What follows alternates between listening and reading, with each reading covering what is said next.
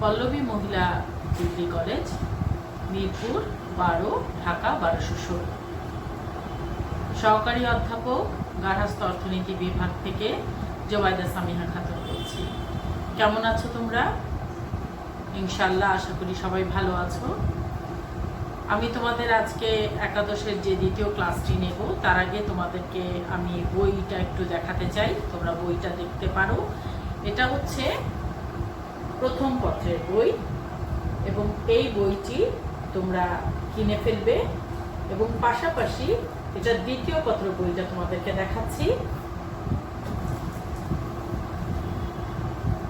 দ্বিতীয় পত্রের এই বইটিও তোমরা কিনে ফেলবে। এই দুটো বই একসাথে কিনলেই ভালো হবে, কারণ আমি এখন যেমন প্রথম অধ্যায়টা শেষ করছি, এরপরে কিন্তু আমি দ্বিতীয় পত্রের একটা অধ্যায় শুরু করব। এভাবে আমরা কখনো প্রথম পত্র কখনো দ্বিতীয় পত্র করে আমরা পুরো সিলেবাসটা যত তাড়াতাড়ি সম্ভব শেষ করার চেষ্টা করব এবং পাশাপাশি এরপরে তোমাদেরকে আরও কিছু সাজেশন দিয়ে বুঝিয়ে পড়াবো। তো আজকে তোমাদেরকে আমি প্রথম অধ্যায়ের গত যে ক্লাসটা পড়িয়েছিলাম, তারপরে আমরা আজকে যে পাঠ কার্যক্রম তোমাদেরকে পড়াবো সেটা এখন তোমাদেরকে দেখাচ্ছি এবং বোঝানোর চেষ্টা করছি। আশা করি তোমরা বুঝতে পারবে। আচ্ছা, গত ক্লাসে কিন্তু আমরা প্রথম অধ্যায়ের পার্ট 1 পার্ট 2 পড়েছিলাম। যাই হোক, আজকে আমরা পার্ট 3 এবং 4 এটা পড়ব। তো গৃহ ব্যবস্থাপনায় প্রেষণা সৃষ্টিকারী যে ধারণা সমূহ আছে সেটাকে আমরা এখন জানব। প্রেষণা সৃষ্টিকারী যে ধারণা সমূহ, সেখানে কিন্তু মূলত যেই প্রেষণা সৃষ্টিকারী তিনটা জিনিস, সেটা হচ্ছে মূল্যবোধ, লক্ষ্য এবং মান। প্রেষণাটা কি আসলে? প্রেষণা হচ্ছে কর্মসংক্রান্ত মনোবল যা মানুষকে কোনো কাজে উদ্বুদ্ধ করে, তার মানে উৎসাহিত করে। যেই মনোবলকে, কাজের যে মনোবলকে আমাদেরকে উৎসাহিত করবে, সেটা হচ্ছে প্রেষণা।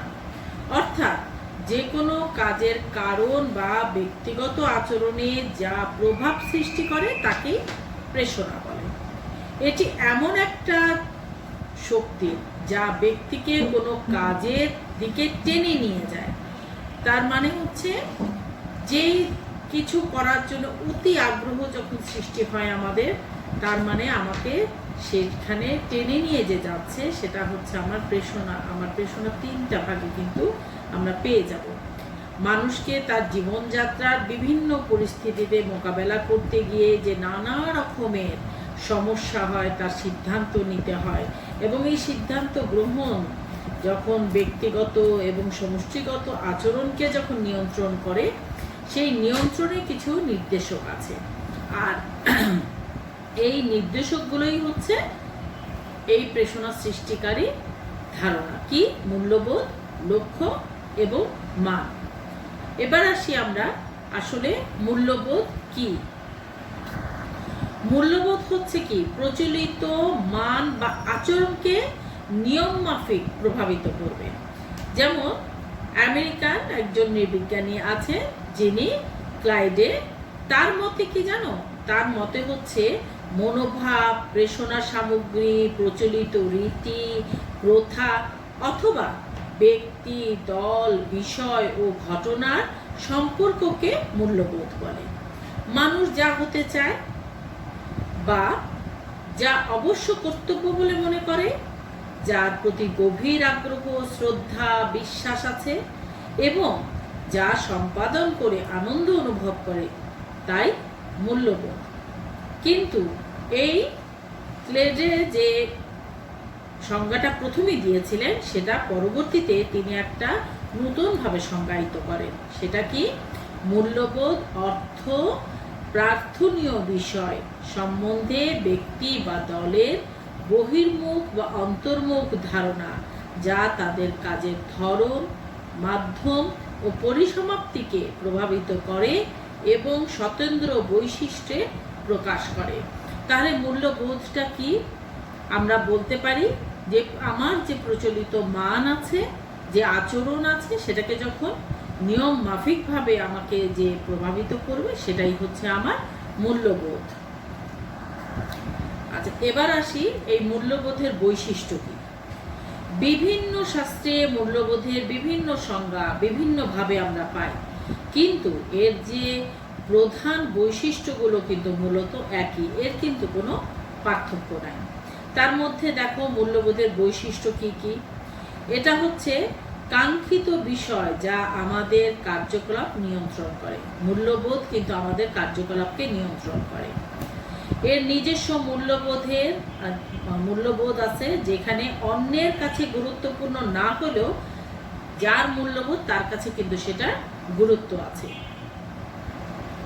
এরপরে মূল্যবোধ কি হওয়া উচিত? তৃপ্তিদায়ক হওয়া কিন্তু বাঞ্ছনীয়। স্থায়ী হওয়ার প্রবণতা রাখে মূল্যবোধ। মূল্যবোধের বৈশিষ্ট্য আপেক্ষিক হতে পারে, বিষয়ভিত্তিক অথবা আচরণ ভিত্তিকও হতে পারে। স্থায়িত্ব আপেক্ষিক এবং এটা পরিবর্তন সাপেক্ষ হতে পারে। এবং মূল্যবোধের যে গভীরতা তা ব্যক্তি বিশেষে পার্থক্য হয়।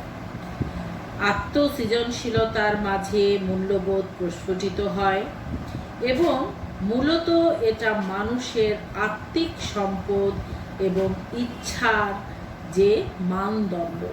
তাহলে মূল্যবোধটা হচ্ছে একটা মানুষের নিজের ইচ্ছার মানদণ্ড।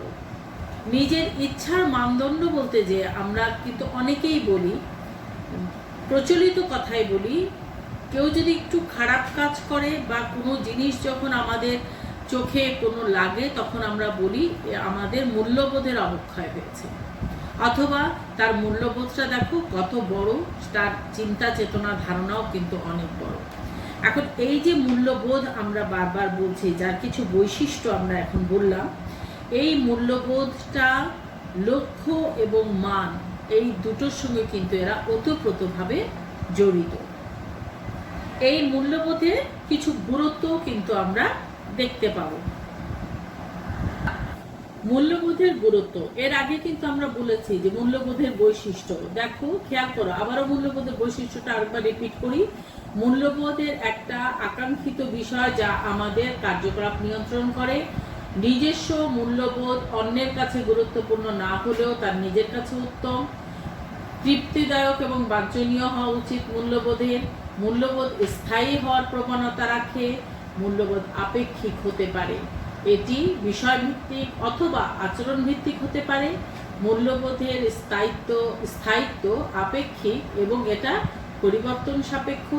মূল্যবোধের গভীরতা ব্যক্তিবিশেষে পার্থক্য হয়। আত্মসৃজনশীলতার মাঝে মূল্যবোধ প্রস্ফুটিত হয় এবং এটা মূলত মানুষের আত্মিক সম্পদ এবং ইচ্ছার মানদণ্ড। এই কথাটা মনে রাখবে, মূল্যবোধ আসলে মানুষের আত্মিক সম্পদ এবং ইচ্ছার মানদণ্ড। মূল্যবোধের যে গুরুত্ব, সে মূল্যবোধের গুরুত্ব সম্পর্কে জানতে যে আমরা পাই, মূল্যবোধ জীবনকে অর্থপূর্ণ করে তোলে।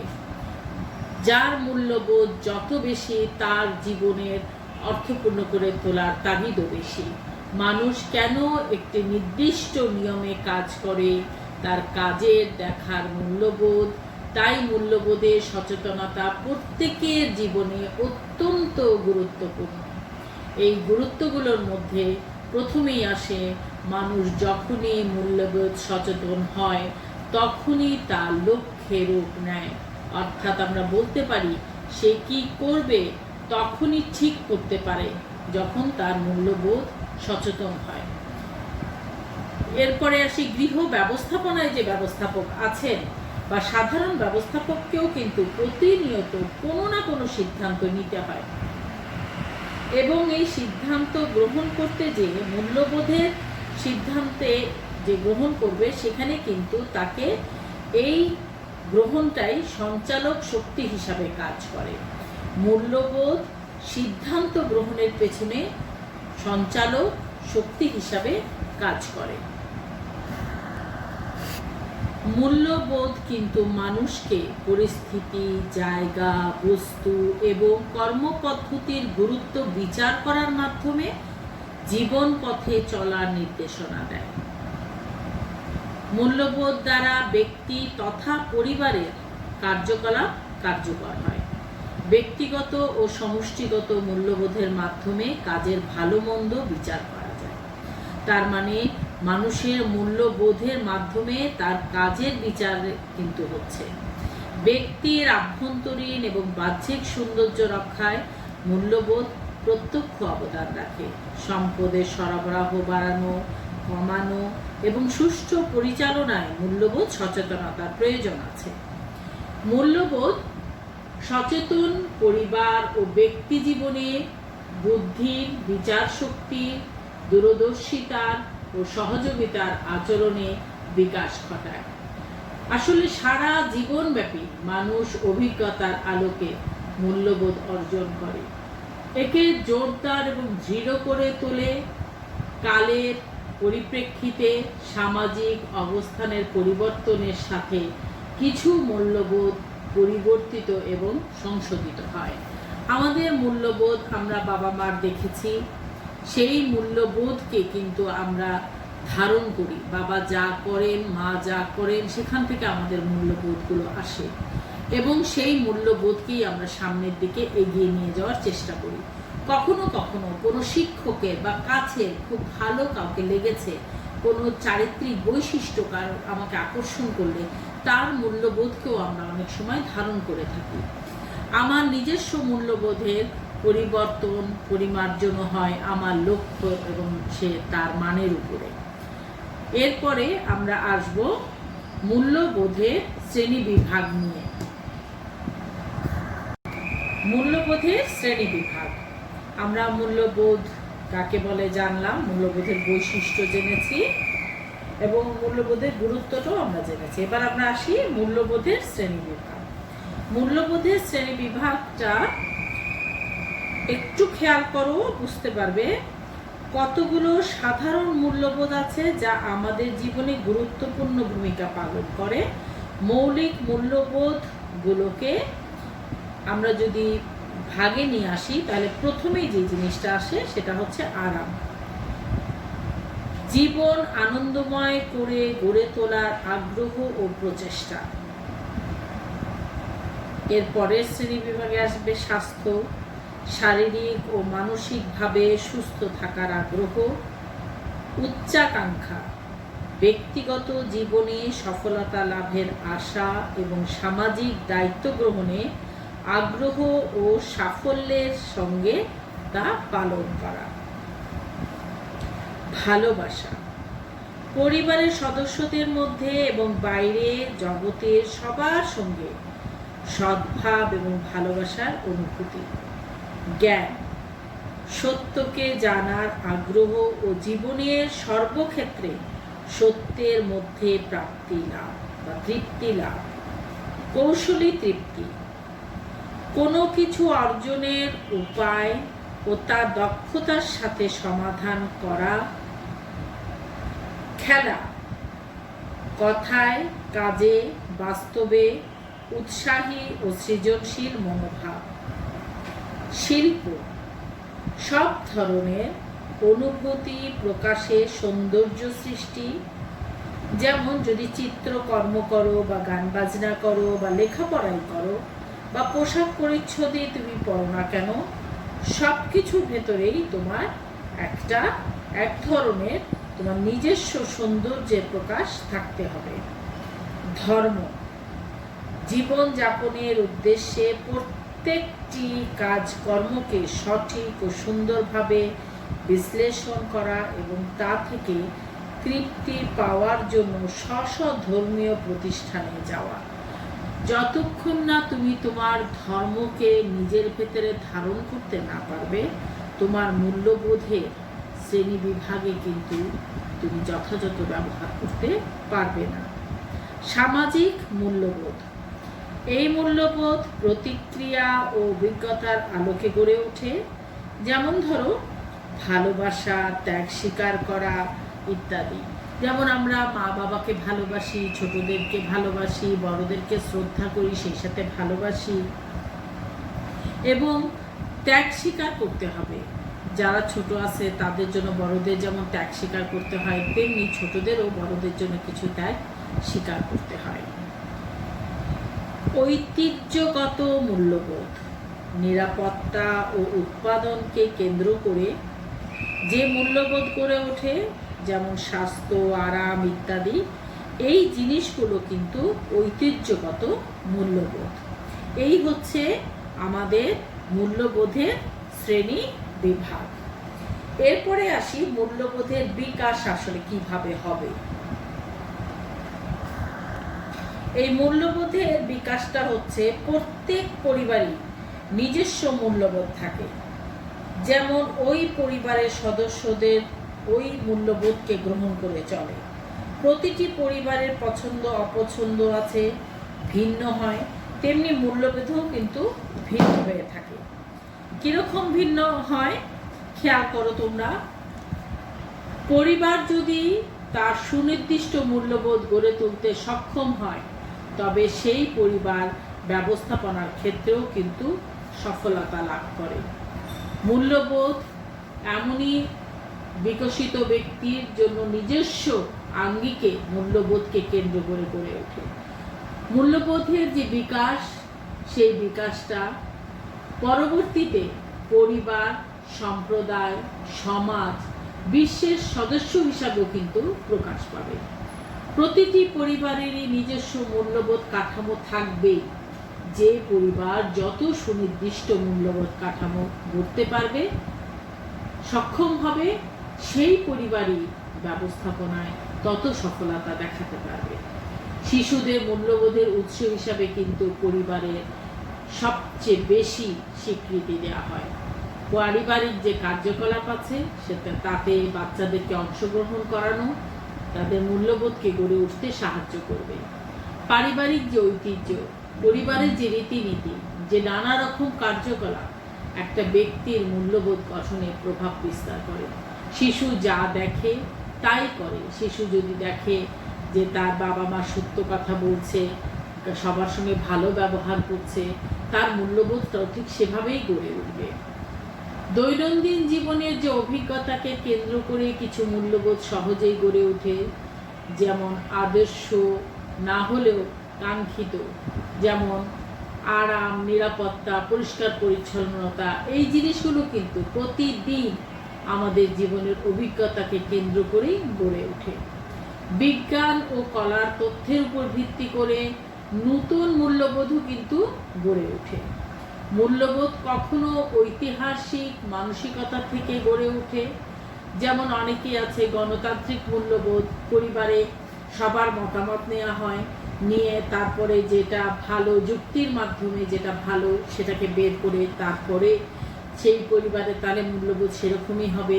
আর যদি কারো থাকে যে না, বড় যা বলবে তাই শুনতে হবে, তাহলে সেই তার যে কেবল শুনেই যাচ্ছে তার মূল্যবোধ কিন্তু একরকম হবে না।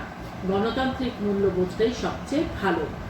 ধর্ম ও বিশ্বাস মানুষের জীবনে মূল্যবোধ বিকাশে যথেষ্ট গুরুত্বপূর্ণ ভূমিকা রাখে। তোমার ধর্ম, তোমার বিশ্বাস তোমাকে তোমার মূল্যবোধের বিকাশে পথ দেখাবে। শৈশব থেকে জীবনকাল পর্যন্ত মূল্যবোধের ভিত্তি গড়ে ওঠে, কিন্তু এর বিকাশে জীবনব্যাপী চলবে।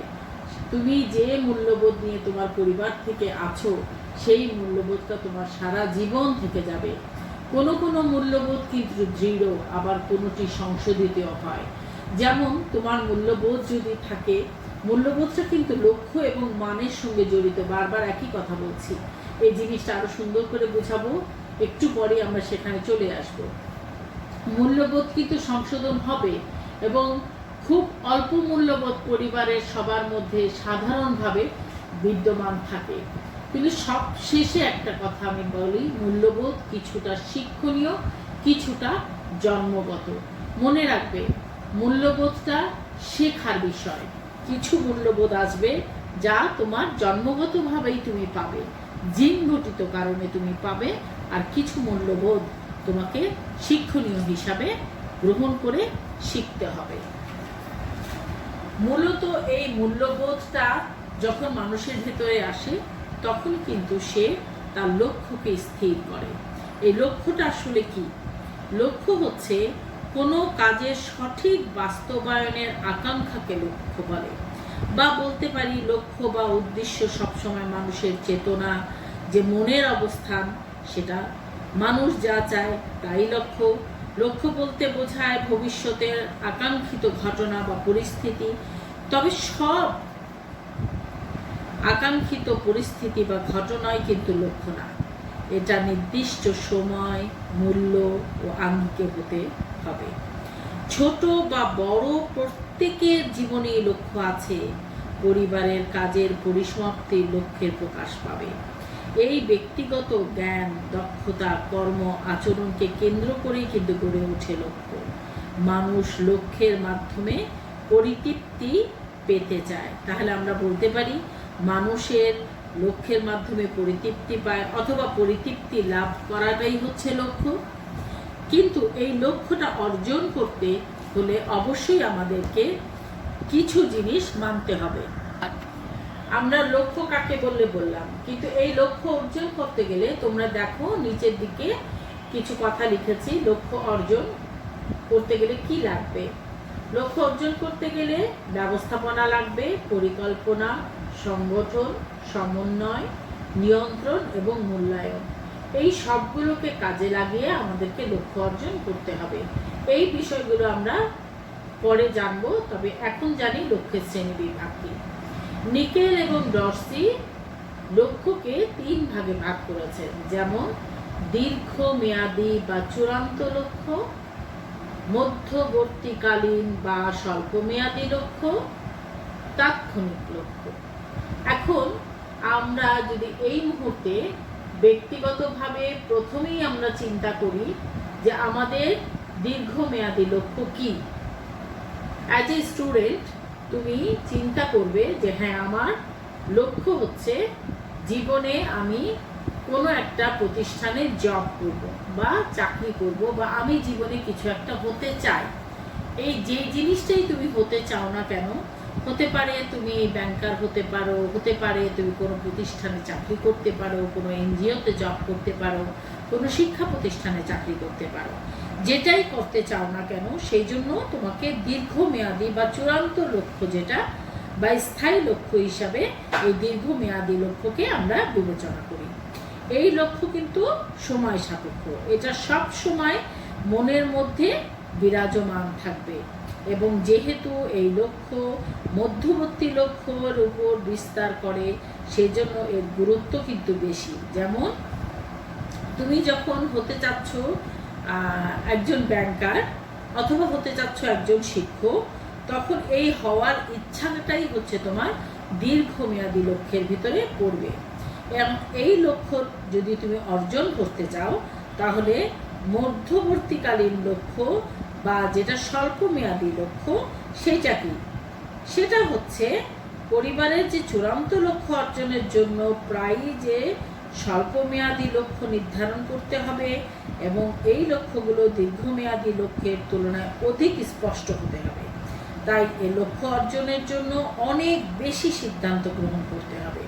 যেমন তুমি শিক্ষক হতে চেয়েছো বা ব্যাংকার হতে চেয়েছো, তাহলে তোমাকে কি করতে হবে? তোমাকে মাধ্যমিক, উচ্চ মাধ্যমিক পার করে তোমাকে এমন একটি বিষয়ে পড়তে হবে যাতে তুমি ওই পদে যেতে পারো, সেই অবস্থায় নিজেকে তৈরি করতে হবে।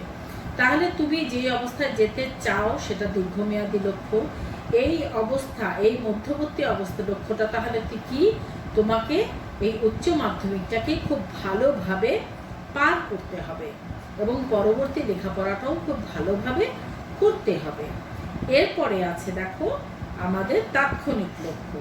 এই লক্ষ্যটা ছোট ছোট, যার জন্য খুব বেশি কাজের প্রয়োজন হবে না, কিন্তু অল্প কাজ করলেই অনেক সময় লক্ষ্যটা অর্জন করা যাবে। যেমন ধরো নির্ধারিত সময়ের সাথেই যদি তুমি এটা অর্জন করা যায়, তাহলে এর থেকে নিকটবর্তী লক্ষ্য, যেমন তুমি ব্যাংকার হতে চেয়েছো, সেই জন্য তুমি এসএসসি পাস করেছো, এইচএসসি পাস করেছো, শিক্ষক হতে চেয়েছো, তাহলে এখন তোমাকে এই এইচএসসিটাতে খুব ভালো একটা ফল করতে হবে। এই ভালো ফল করতে গেলে কি করতে হবে? রেগুলার ক্লাস করতে হবে, পড়তে হবে। তাহলে আজকের পড়াটা যদি আমি সম্পূর্ণ করতে পারি, তাহলে এটা হচ্ছে আমার তাৎক্ষণিক লক্ষ্য, যে আজকের পড়াটা আমি শেষ করে নিলাম। মধ্যবর্তী লক্ষ্য হচ্ছে এর পরে আমি যেখানে যেতে চাই সে বিষয়ে একটু আগালাম এবং সব শেষে যে আমি আমার দীর্ঘমেয়াদী লক্ষ্যে পৌঁছে গেলাম। এই যে আমরা এতক্ষণ লক্ষ্যের শ্রেণী বিভাগ বললাম, এই যে লক্ষ্যের শ্রেণী বিভাগের লক্ষ্য যে একদম সবসময় নির্ধারিত থাকে তা কিন্তু না। যেমন এই লক্ষ্যের কিছু পরিবর্তন হতে পারে। যেমন তোমার পরিবারের অনেকেই আছে যে তুমি হয়তো লেখাপড়া করেছো, তোমার বাবা মা তোমাকে লেখাপড়া করে এগিয়ে নিয়ে এসছেন এবং তারপরে দেখা যাচ্ছে যে তুমি একটা সময়ে এসে ম্যাট্রিকটা পাশ করার পরে তুমি ইন্টারমিডিয়েটে এসে বা এইচএসসিতে এসে পড়াটাকে যেভাবে তুমি করতে চাচ্ছ সেভাবে তুমি পারছো না, তাহলে তোমার লক্ষ্যের পরিবর্তন করতে হবে। অথবা এমনও হতে পারতো যারা রেজাল্ট খুব বেশি ভালো করতে পারোনি, কিন্তু তারা তুমি যা হতে চেয়েছো তা হতে না পারলেও অন্য কিছুকে তুমি তখন পরিবর্তন করে নিয়েছো। যেমন পরিবারের বিভিন্ন অবস্থার পরিপ্রেক্ষিতে কিন্তু লক্ষ্য পরিবর্তন হতেই পারে। আমাদের পারিবারিক জীবনচক্রের বিভিন্ন স্তরে ক্রমে ক্রমে লক্ষ্যর পরিবর্তন হবেই।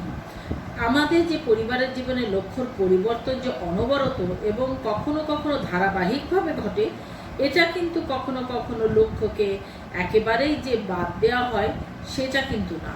আমরা তার লক্ষ্যের যে উদ্দেশ্য সাধন কষ্টকর বলে তাকে আমরা অযৌক্তিক মনে করতে পারি, কিন্তু মনে আমরা করব না। এই অযৌক্তিক যে জিনিসগুলো আছে সেগুলোকে পার করে আমরা আমাদের নির্দিষ্ট লক্ষ্যের দিকে এগিয়ে যেতে থাকবো। পরিবারের সদস্যদের মনোভাব আগ্রহ অনেক সময় নতুন লক্ষ্য সৃষ্টি করতে পারে। যেমন তুমি আজকে যা পড়ছো, তুমি যা মনে করেছো, হয়তো বা তুমি পড়তে যেয়ে দেখছো সেটা তুমি পারছো না, তাহলে কি আমরা শুধু ওই একটা লক্ষ্যই অর্জন করতে না পারলে ব্যর্থতা নিয়ে কাটাবো? না, আমরা সেই লক্ষ্য যা আমরা করতে চাই না কেন সেখানে আমাদেরকে যেতে হবে। এই লক্ষ্য পরিবর্তনের অনেকগুলো কারণ হতে পারে। কারো মৃত্যু হতে পারে, দুর্ঘটনা হতে পারে, অসুস্থতা হতে পারে, বা লেখাপড়া শেষে বেকারত্ব হতে পারে, চাকরিচ্যুত হতে পারে। যেমন বর্তমান সময়ে অনেকে চাকরি থেকে মানে তাদেরকে ছাড়িয়ে দেওয়া হয়েছে বা পরিবেশ পরিস্থিতির কারণে এই দুর্বিষহ একটা সময়ের কারণে অনেকেরই চাকরি থেকে অব্যাহতি দিতে হয়েছে। এই যে একটা পরিবর্তন, এই পরিবর্তনে কি আমাদের জীবনের লক্ষ্যটা থেমে থাকবে? না, আবার নতুন লক্ষ্য আনতে হবে আমাদের ভেতরে, আমাদেরকে নতুন করে আবার কাজ করতে হবে, নিজেকে সামনের দিকে এগিয়ে নিতে হবে। এই যে লক্ষ্যের পরিবর্তন হলেও তাকে আবার পুনরায় লক্ষ্যের দিকে নিয়ে যাওয়া, এই জিনিসটা কিন্তু আমাদের এই জায়গায় করার প্রয়োজন আছে। এটাই আমরা বলতে পারি লক্ষ্য পরিবর্তন হবে বা লক্ষ্য পরিবর্তনের ব্যাপার। এবার আসি আমরা 5.6 মান। মান কাকে বলে? লক্ষ্য অর্জনের জন্য যা কিছু প্রয়োজন এবং মূল্যবোধ বলে মনে হয় বা মনে করা হয় তাকেই মান বলে। মান যে কোনো বিষয়ের পরিমাণ এবং গুণগত দিক নির্ধারণ করে। মূল্যবোধ ও লক্ষ্য থেকে মানের উৎপত্তি। দেখো কথাটা আমরা বলেছিলাম মূল্যবোধ লক্ষ্য এবং মানের দ্বারা জড়িত। এখানে আবার বলতেছি মানটা মূল্যবোধ এবং লক্ষ্য থেকে কিন্তু উৎপত্তি হয়। এটা আমাদের কোনো কিছুতেই যে আগ্রহ বা তৃপ্তির পরিমাণ বা ধরন নির্ধারণ করে। যেমন আমরা কোনো একটা কাজ করেছি বা কোনো একটা লক্ষ্য অর্জন করেছি, সেই জন্য যেই তৃপ্তিটা আমরা পেয়েছি সেই তৃপ্তির পরিমাপই কিন্তু হচ্ছে মান। লক্ষ্য অর্জনের জন্য যা প্রয়োজন ও মূল্যবোধ বলে বিশেষিত হবে তাই মান। অন্য কথায় মান পরিবার এবং ব্যক্তির সামর্থ্যকে নির্দেশ দেয় এবং ক্ষমতার সীমাবদ্ধতা নির্ধারণ করে। আমাদের মানটা যে আমার নিজের সামর্থ্য অনুযায়ী এবং আমার পরিবার, এই দুটো জিনিসের উপরেই নির্ধারণ হবে। মানুষের কাছে তার মান লক্ষ্য করা যায়, কিন্তু তুলনামূলকভাবে মূল্যবোধ ও লক্ষ্যের চেয়ে মান অধিকতর নির্দিষ্ট এবং বাস্তব। প্রতিটা মানুষের নিজস্ব মান আছে। আমরা বলে থাকি সে মানই ব্যক্তি। আসলে তার মানটা কি দিয়ে নির্ধারণ করা হবে? হতে পারে তার এক ধরনের বিদ্যার মান থাকতে পারে, কিংবা তার বুদ্ধির মান থাকতে পারে। কুপার, যিনি একজন অর্থনীতিবিদ, তিনি এই কুপার নামের অর্থনীতিবিদ বলেছেন, আমরা দুভাবে কাজের মধ্যে মান নির্ধারণ করি, একটি অন্তর্নিহিত এবং অন্যটি বাহ্যিক। প্রথমটি কাজে সর্বাধিক পরিতৃপ্তির জন্য, দ্বিতীয়টি কিছু অবদান রাখার জন্য। তাহলে আমাদের মানটা কি? মান হচ্ছে একটা অন্তর্নিহিত বস্তু, যা আমাদের ভেতরে আছে এবং কিছুটা বাইরেও আছে। প্রথম যেটা ভিতরে আছে সেটা আমাকে পরিতৃপ্তি দেবে, আর দ্বিতীয় যেটা আছে সেটা আমাকে কোনো কিছু করার জন্য বা কোনো অবদান রাখার ব্যবস্থা করবে। জীবনের দাবির প্রেক্ষিতে সম্পদের ব্যবহারের গুণাগুণ ও পরিমাপকে মান বলে। আমরা এই যে মান কাকে বলে সেটা বলতে গেলে জীবনের দাবির পরিপ্রেক্ষিতে যে সম্পদের ব্যবহারের যে গুণাগুণ বা পরিমাপ বা পরিমাণ, তাকে মান বলে। মানের শ্রেণী বিভাগ আছে, অনেকভাবে মানকে শ্রেণী বিভাগ করা হয়েছে। মানের বৈশিষ্ট্যকে কেন্দ্র করে আমাদের গৃহস্থালী কাজের জন্য 5 ভাবে মানকে ভাগ করা হয়েছে। কি কি? 1. সুস্পষ্ট মান, 2. নমনীয় মান, 3. বাস্তবধর্মী মান, 4. জটিল ব্যক্তির আঙ্গিকে মান এবং পরিস্থিতিগত মান। সুস্পষ্ট মান, আমরা এখানে কিছু মানকে ভাগ করব আবার অন্যভাবে।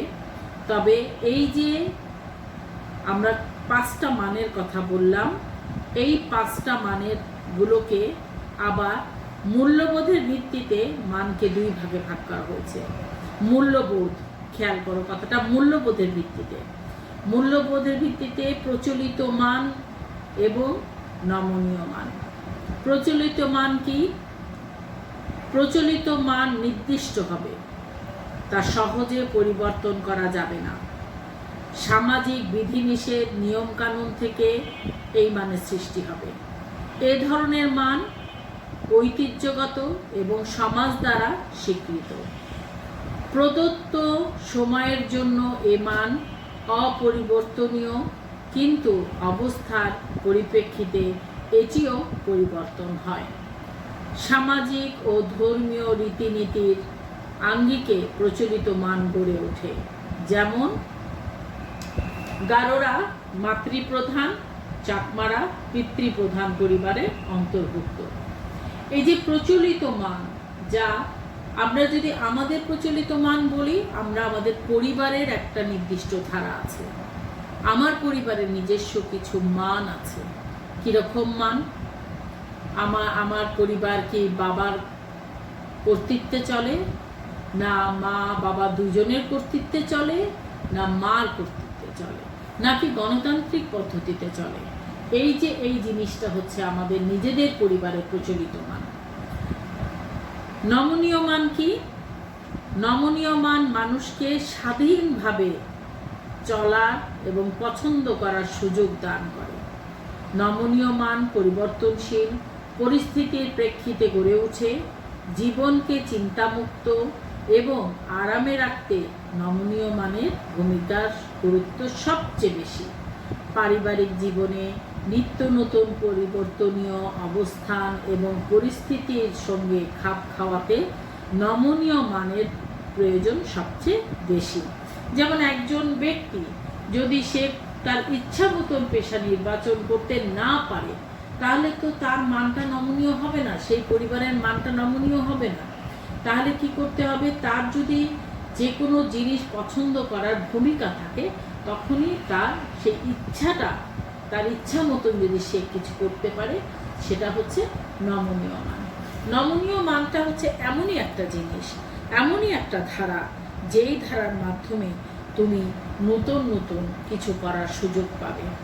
যেই পরিবারে সাধারণত অনেকের কাছেই শুনতে পাও যে অমুক বাড়ির মেয়ের বিয়ে হয়েছে, অ্যাডজাস্ট করতে পারেনি, অথবা অমন বাড়ির মেয়ের বিয়ে হয়েছে, দেখো কি সুন্দর তারা একসাথে মিলেমিশে আছে। তাহলে এখানে কোথায় সমস্যা? সমস্যা আছে যে অন্য পরিবারে যে নিজেকে খাপ খাওয়াতে পারছে না, অথবা অন্য পরিবেশে এসে নিজেকে খাপ খাওয়াতে পারছে না।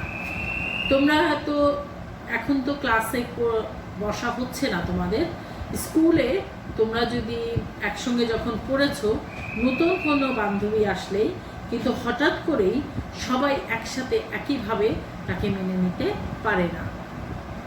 আবার কেউ আছে খুব তাড়াতাড়ি বন্ধুত্ব করতে পারে। যারা তাড়াতাড়ি বন্ধুত্ব করতে পারে তারা হচ্ছে নমনীয় মানের অধিকারী, তারা নিজেদের ইচ্ছা স্বাধীন মতন কাজ করতে পারে। কিন্তু যিনি করতে পারেন না তিনি প্রচলিত মানের অধিকারী। তিনি যেই নিয়ম, যে নীতি, যেই ভাব তিনি পেয়ে আসছেন তার বাইরে যেতে পারছেন না। এবার আসি দ্রব্য সামগ্রী এবং সেবা কার্য ব্যবহারের আঙ্গিকে মানকে দুই ভাগে ভাগ করা হয়েছে।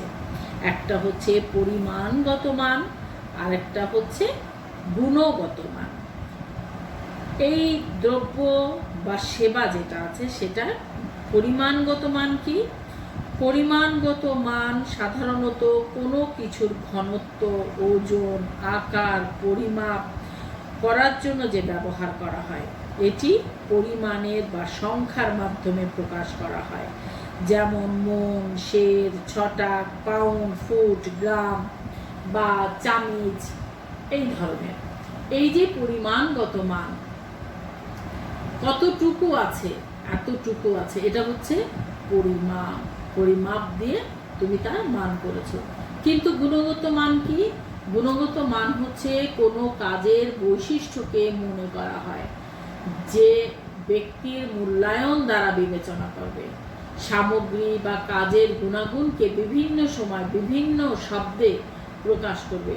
যেমন ভালো মন্দ, অল্প বেশি, উঁচু নিচু, এরকম বিভিন্ন গুণগত মান আছে। সেইগুলো দিয়ে যখন প্রকাশ হবে সেটা হচ্ছে গুণগত মান। জীবনের একান্ত প্রয়োজন সম্বন্ধে যে মানসিক ছবি সৃষ্টি হয় তাকে মানসিক বা গুণগত মান বলে। গুণগত মানকে কিন্তু ব্যক্তিগত মানও বলা হয়। অনেক সময় তোমাদের ভাইবা বোর্ডে প্রশ্ন করে ব্যক্তিগত মান বলতে কি বুঝো? তখন কিন্তু গুণগত মানটাই হচ্ছে ব্যক্তিগত মান।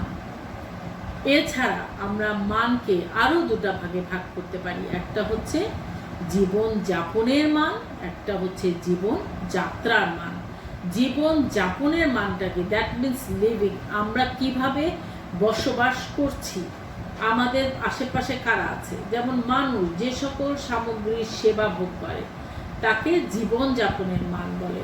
যেমন পরিবারের সেবা থাকতে পারে, সামগ্রী ভোগের পরিমাপের উপর নির্ভর হতে পারে, জীবনযাপনের মান নির্ধারণ হবে। যেমন কেউ আছে গৃহস্থালী কাজের জন্য বিভিন্ন পদ্ধতি ব্যবহার করে, যেমন ওয়াশিং মেশিন, তারপরে মাইক্রোওয়েভ, এই জিনিসগুলো যখন আমরা ব্যবহার করি তখন আমরা জীবনযাপনের মান হিসাবে এই জিনিসগুলো ব্যবহার করতে পারি। আর জীবনযাত্রার মান, জীবনযাত্রার মান হচ্ছে আমি আমার লাইফটা কিভাবে চালাবো। যেমন যে সকল সেবা বা সামগ্রী অর্জন করে পরিবার পরিতৃপ্তি পায় তাকেই বলবো আমরা পরিবারের জীবনযাত্রার মান। যেমন মানকে আমরা বিভিন্নভাবে আখ্যায়িত করতে পারি, যেমন ভালো মান, মন্দ মান, উঁচু মান, নিচু মান। জীবনে বেঁচে থাকার জন্য যা প্রয়োজন, আবশ্যক, তার মানটাই এই চিত্রে উঠে আসবে। তার মানে আমি আমার জীবনযাত্রার মান কিভাবে চালিত করি? আমি কি অনেক বেশি লাক্সারিয়াস লাইফ লিড করে আমি আমার জীবনযাত্রার মানকে বুঝাই? না, আমি একজন সাধারণ মানুষ হিসাবে সাধারণ সবার কাছে আকর্ষণীয় করে নিজেকে আমার জীবনযাত্রার মানকে বুঝাই। এই যে জীবনযাত্রার মান, জীবনযাপনের মান, আমাদের গুণগত মান, পরিমাণগত মান বা নমনীয় মান বা প্রচলিত মান, এই যে বিভিন্ন রকম মান আছে, এই সব ধরনের মানকে মিলিয়েই কিন্তু আমাদের জীবনের মূল্যবোধ এবং লক্ষ্য নির্ধারিত হবে। এতক্ষণ আমি তোমাদেরকে মূল্যবোধ কাকে বলে, লক্ষ্য কাকে বলে, মান কাকে বলে বুঝিয়েছি। এখন এই তিনটা জিনিসের যে আন্তঃসম্পর্ক আছে সেটা তোমাদেরকে বলবো। এই একটা আরেকটার সঙ্গে পরিপূরক, একটা আরেকটার সঙ্গে সংযুক্ত নিয়ে চলে, কোনো অবস্থাতেই একটা আরেকটা থেকে বের হয়ে যেতে পারবে না।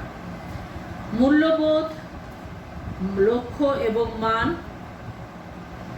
পরস্পর সম্পর্কযুক্ত। মূল্যবোধ, লক্ষ্য, মান এই নির্দেশকগুলো প্রেরণা উদ্রেককারী হিসাবে পরিচিত। মূল্যবোধ থেকেই নির্ধারিত হয় লক্ষ্য এবং মান। নানা রকম কার্যকলাপের মাধ্যমে মূল্যবোধ প্রকাশ পায়। যে কোনো কাজের পরিসমাপ্তিকে লক্ষ্য বলে এবং জীবনের প্রয়োজনের পরিপ্রেক্ষিতে সম্পদ ব্যবহারের গুণাগুণ ও পরিমাণের পরিমাপেকেই মান বলে। আমরা আসলে এতক্ষণ মূল্যবোধ বলতে যা বুঝেছি, লক্ষ্য বলতে যা বুঝেছি, মান বলতে যা বুঝেছি, মূলত এই তিনটাই একটা আরেকটার সঙ্গে সম্পর্কিত। লক্ষ্য নির্ধারণের একটা নির্দিষ্ট গতি আছে, গতিশীল একটা পদ্ধতি আছে। লক্ষ্য ও মূল্যবোধ সম্পর্কযুক্ত। প্রত্যেকটা পরিবার জীবনব্যাপী অনবরত মূল্যবোধকে যাচাই করে এবং এর পরিপ্রেক্ষিতে পরিবারের চাহিদা এবং লক্ষ্যরও পরিবর্তন হয়, পরিমার্জিত হয়। এভাবেই কিন্তু পরিবার কাজের পরিসমাপ্তিকে লক্ষ্যে প্রকাশ করে এবং মূল্যবোধ থেকে লক্ষ্যের উৎপত্তি হয়। লক্ষ্যের মাঝেই মূল্যবোধ বাস্তবায়িত হয়, আবার মূল্যবোধ লক্ষ্য নির্ধারণের মানদণ্ড হয় এবং পরিস্থিতি ও ঘটনার ভাবার্থে লক্ষ্যের মধ্যে দিয়ে তা আবার প্রকাশ পায়। যেই লক্ষ্য অর্জনই মানুষের সন্তুষ্টি লাভ করে তাই কিন্তু মূল্যবোধ রূপে প্রতিষ্ঠা পায়। লক্ষ্য, মূল্যবোধ এবং মানকে ভিত্তি করেই কিন্তু গড়ে ওঠে। যখন মান রক্ষা করা পরিবারের জন্য একান্ত কাম্য, তখন কিন্তু লক্ষ্য সেই আঙ্গিকে নির্ধারণ হবে। লক্ষ্য মানুষের জীবন দর্শন এবং মনোভাবের সাথেও কিন্তু সম্পর্কযুক্ত। মূল্যবোধ থেকে উৎপত্তি হয় লক্ষ্য। সিদ্ধি লাভের জন্য যে মাধ্যম খোঁজে, এই মাধ্যমই লক্ষ্য অর্জনের জন্য মানকে কাজ করে।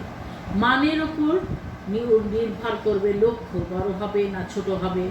লক্ষ্য অর্জনে মানের প্রভাবটা অনেক বেশি। জীবনযাপনের মানের উপর লক্ষ্যের প্রভাব কিন্তু থাকবেই। লক্ষ্যের পরিবর্তনে মানের পরিবর্তন হবে।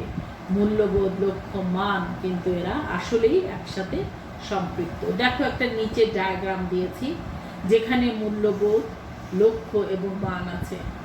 মূল্যবোধ দেখো অ্যারো চিহ্ন আছে লক্ষ্যের দিকে, লক্ষ্য আছে মূল্যবোধের দিকে। লক্ষ্যের অ্যারো চিহ্ন মানের দিকে, মানের অ্যারো চিহ্ন লক্ষ্যের দিকে। আবার মূল্যবোধ নেমে এসছে মানের দিকে, মান গেছে মূল্যবোধের দিকে। মূল্যবোধটা আসলে কি? তোমার জ্ঞান। লক্ষ্য আসলে কি? তোমার উচ্চ শিক্ষা যদি হয়,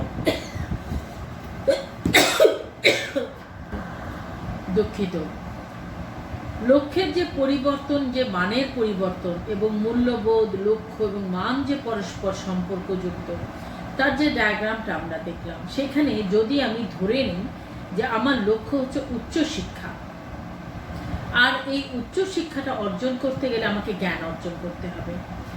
আবার জ্ঞান অর্জন করলেই হবে না, আমার মানকে বজায় রাখতে হবে। উচ্চ শিক্ষার জন্য আমাকে কি করতে হবে? আমার যে লক্ষ্য আছে সেটা মূল্যবোধকে নির্দেশ করছে। আমার মান নির্ধারণ করতে হবে। উচ্চশিক্ষার জন্য আমাকে পড়াশোনা করতে হবে, ভালো বই পড়তে হবে, ঠিকমতো লেখাপড়া করতে হবে, আমাকে শিক্ষার যত উপকরণ আছে সেগুলো দেখতে হবে। আমার বাবা মা আমাকে সাহায্য করবে, যতটুকু সাহায্য করতে পারছেন সেটাকে নিয়ে আবার সেটাকে সামনে এগিয়ে নেওয়ার জন্য আমাকে যা করা দরকার সে করতে হবে। এই যে আমার লক্ষ্য অর্জনের জন্য আমার যে মানটা দরকার, আমি যেই জায়গায় যেতে চাই সেই জায়গাটা যাওয়ার জন্য আমার যে পড়ার মানটা দরকার, সেই জিনিসটা কিন্তু প্রয়োজন আছে। যেমন তোমাদের এইচএসসির পরে ইউনিভার্সিটিতে ভর্তি হবে, তোমার জিপিএ যদি এখানে কম থাকে, ইন্টারমিডিয়েটে যদি তুমি বাড়াতে না পারো, তাহলে তুমি আবেদনই করতে পারবে না। তার মানে তুমি সেখানে ভর্তি হওয়ার জন্য যেই মানের প্রয়োজন সেই মানটাই তোমার কাছে নেই। তাহলে কি হলো? লাভ হবে না কিছুই, আমার লক্ষ্য অর্জন হবে না। তাহলে লক্ষ্য অর্জন করতে গেলে আমাকে মানের দিকে খেয়াল রাখতে হবে। আর সেই মানকে যখন আমি আমার মূল্যবোধের মাধ্যমে কাজ করব, আমার জ্ঞান সেখানে আমাকে কাজ করবে, আমার মূল্যবোধ নির্ধারণ করবে যে আমি কিভাবে কোন কাজটা করছি, আমি কি অসৎ উপায়ে করছি না সৎ উপায়ে করছি। সৎ উপায়ে যদি করি, আমার পরিবারের যে মূল্যবোধ, আমার বাসায় পড়ার সুযোগ দিয়েছে, আমি পড়েছি, আমি সবগুলো কাজকে কাজে লাগিয়েছি, এই সব কিছু করার ফলে কিন্তু আমাদের একটার সঙ্গে একটা সংযুক্ত রয়ে গেছে। তোমরা আমি যে বইটা দেখিয়েছি সেই বইটা যদি তোমরা খেয়াল করো, তাহলে বইয়ের ভেতরে কিন্তু এই জিনিসগুলো তোমরা আরো সুন্দরভাবে পেয়ে যাবে। আচ্ছা, এই যে আমরা এতক্ষণ পড়লাম যে আমাদের মূল্যবোধটা কি, আমাদের লক্ষ্য কি, আমাদের মান কি, আমাদের জীবনের প্রতিটা ক্ষেত্রেই কিন্তু এই তিনটা জিনিস আছে। আমার নিজস্ব মান আছে, আমরা যেটাকে বলি স্ট্যাটাস, আমার স্ট্যাটাস আছে। আমরা বলি আমার স্ট্যাটাসের সঙ্গে ওর স্ট্যাটাস যায় না। আসলে কি দেখে বলি আমরা যে ওর স্ট্যাটাস আমার স্ট্যাটাসে যায় না? সেটা কি আমরা গুণগত মান দেখি নাকি পরিমাণগত মান দেখি? যদি গুণগত মান দেখি তাহলে আমরা একই স্টুডেন্ট, আমাদের কারো পড়ালেখার মান হয়তো একটু গুণের মান কম হতে পারে, কিন্তু আমরা যদি গুণগত মান না দেখে আমরা যদি পরিমাণগত মান দেখি, তাহলে তার আর্থিক পরিমাণ কি আছে, তার এই জিনিসগুলো তখন চলে আসে। ঠিক তেমনি আমরা প্রতিনিয়ত এই তিনটা জিনিস যা একটার সঙ্গে একটা জড়িত, এটা কিন্তু আমরা মোটামুটিভাবে বুঝতে পেরেছি। তাহলে এই অধ্যায়ে আমরা কি শিখেছি? গৃহ ব্যবস্থাপনা কাকে বলে, তার বৈশিষ্ট্য কি, তা আমরা যে প্রেষণা সৃষ্টিকারী বিষয়গুলো কি, মূল্যবোধ, মান, লক্ষ্য, এই সবগুলো কিন্তু আমরা এই অধ্যায়ে জানতে পেরেছি। তোমরা যারা বই কেনোনি, আমি বই দেখিয়ে দিয়েছি, বইটা কেনার চেষ্টা করো, এবং পরবর্তীতে আমরা আবার কোন অধ্যায় পড়বো সেটা আমরা নেক্সট ক্লাসে দেখবো যে কোন অধ্যায় আমরা পড়ছি। তবে সব সময় চেষ্টা করবে যে দুটো বই কাছে রাখতে, তাহলে ভালো হয়। কোন বইটা পড়াচ্ছি তোমরা বুঝতে পারবে। আমি তোমাদেরকে অনুরোধ করব যে তোমরা ফার্স্ট ইয়ার, তোমাদের এখন ঘরেই বসে আছো, একটু বইটা পড়লে তোমাদের ভালো হবে। তবে নেক্সট ক্লাসে আমি এই বইয়েরই দ্বিতীয় অধ্যায়টা ধরবো। তোমরা একটা বার যদি রিডিং দিয়ে নিতে পারো, তাহলে আমি যখন বুঝাবো তোমাদের কাছে খুব সহজ মনে হবে, আর সহজ হলে পড়তেও ভালো লাগবে। কঠিন কিছু না, গার্হস্থ্য বিজ্ঞান সহজ, পড়লে আরো সহজ, না পড়লে তো সবকিছুই কঠিন, তাহলে তাই সে সময় সবই কঠিন। তবে আমি আশা করি তোমাদের কাছে যে তোমরা বুঝতে পারবে। তারপরেও যদি না বুঝো, আমার ফোন নাম্বার তোমাদের কাছে আছে, বা তোমরা ফেসবুকে আমাকে জানাতে পারো বা এই কমেন্টস করতে পারো যে আমাকে এই জায়গাটা আরেকবার বুঝিয়ে দেন, আমি অবশ্যই বুঝিয়ে দেবো। আর আমার ফোন নাম্বার অফিসে পাবে, তোমরা অফিস থেকে নিতে পারো। আর তোমরা যদি কেউ মনে করো যে আমার সঙ্গে ব্যক্তিগতভাবে যোগাযোগ করে পড়াটা আবার বুঝে নিতে চাও, সে ব্যাপারেও আমি তোমাদেরকে সাহায্য সহযোগিতা করব। তাহলে আজকে এই পর্যন্তই। সবাই ভালো থাকো, সুস্থ থাকো। সবাই আমরা দোয়া করি যেন সবাই আমরা সুস্থ থাকতে পারি, ভালো থাকতে পারি। আল্লাহ হাফেজ।